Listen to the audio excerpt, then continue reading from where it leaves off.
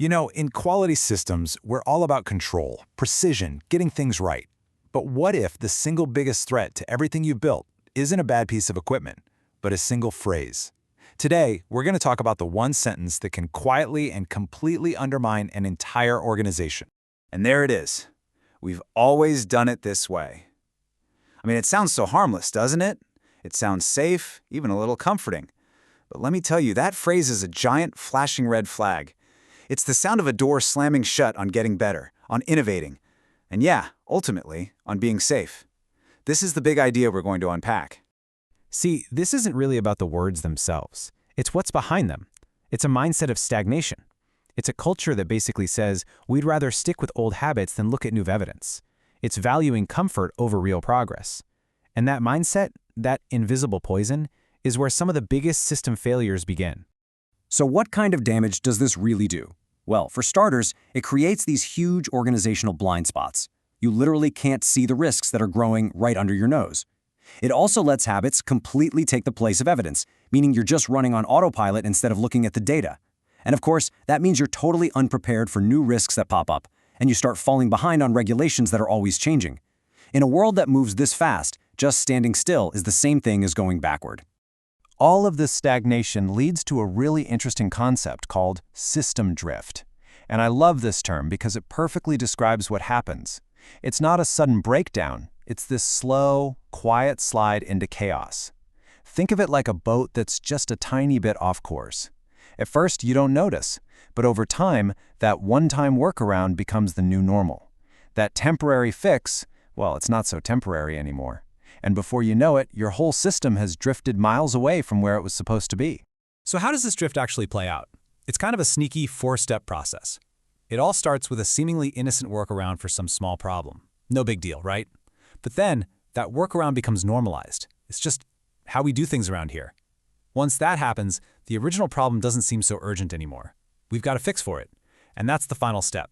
Without anyone really making a big decision, the system is now out of control, basically held together by duct tape and patches instead of a solid, validated process. So really, you've got two paths, two completely different cultures an organization can have. On one side, you've got that stagnant culture. It's all about protecting old ways of doing things, running on habit, and just kind of tolerating those dangerous blind spots. But on the other side, you have a real quality culture. That's a culture that's hungry for improvement, relies on actual evidence, and is always challenging its own assumptions. The choice between these two, well, that pretty much determines whether your system is fragile or resilient. Okay, so if that's the problem, how do we fix it? How do we fight system drift and actually build that quality culture? Well, the answer isn't some new piece of software or another complicated checklist. The antidote is a deep, fundamental shift in how we think. It's all about creating a culture of questioning. And here's the toolkit for building that culture. It's just 4 simple but incredibly powerful questions that absolutely everyone should feel safe asking. First, why do we do it this way? That forces you to actually justify it. Second, is this still effective? I mean, really, does it still work today? Third, does this process still reduce risk? Let's not forget its original purpose. And maybe the most important one, the ultimate gut check. Would this approach stand up during an inspection? And this is exactly why building that culture is so urgent. Because the longer a bad process sticks around, the more normal it starts to feel. It just becomes part of the furniture. Our own brains actually start to defend it, and we lose the ability to see it for the huge liability it has become. The risk becomes invisible, especially to the people working with it every single day. And that leads us to the final, chilling warning. You see, you might stop seeing the risk. Your team might stop seeing the risk, but someone else will. An auditor, a regulator, in this case the FDA. They're going to walk in with a fresh set of eyes, and they will absolutely see the drift that you've all grown blind to. And by that point, it's usually way too late. So what's the big takeaway here? Quality isn't something you achieve and then you're done. It's an active, ongoing effort. It demands that we constantly ask questions and that we're genuinely willing to change. And that brings me to a final question for you to think about.